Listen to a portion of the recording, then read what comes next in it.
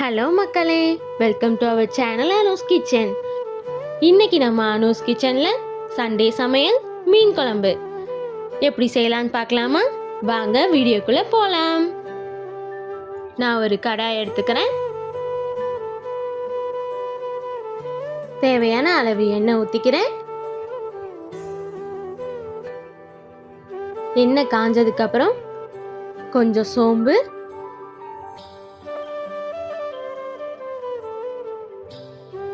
கொஞ்சம் வெந்தயம். நான் இன்னைக்கு சின்ன வெங்காயம் எடுத்திருக்கேன். அது கூட சேர்த்து ஒரு 10 பல் பூண்டு, ரெண்டையும் சேர்த்து நல்லா வதக்கணும்.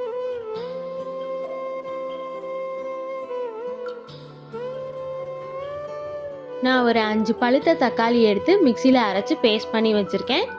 இப்போ அதை சேர்த்துக்கலாம்.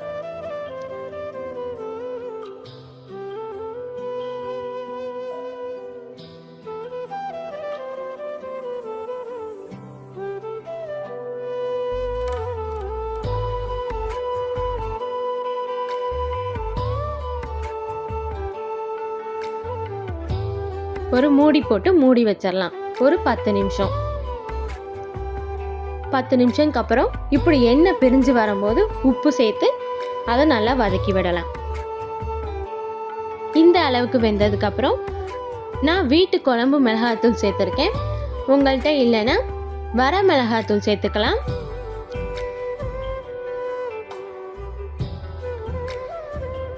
கூடவே மல்லித்தூள், இது ரெண்டையும் சேர்த்ததுக்கு அப்புறம் நல்லா பச்சை வாசனை போற அளவுக்கு வதக்கிக்கலாம்.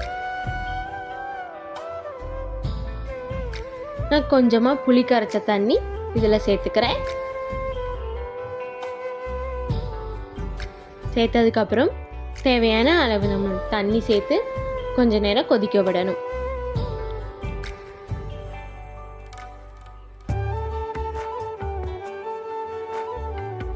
நல்லா இது மாதிரி கொதிச்சு வந்ததுக்கப்புறம் மீனை சேர்த்துடலாம்.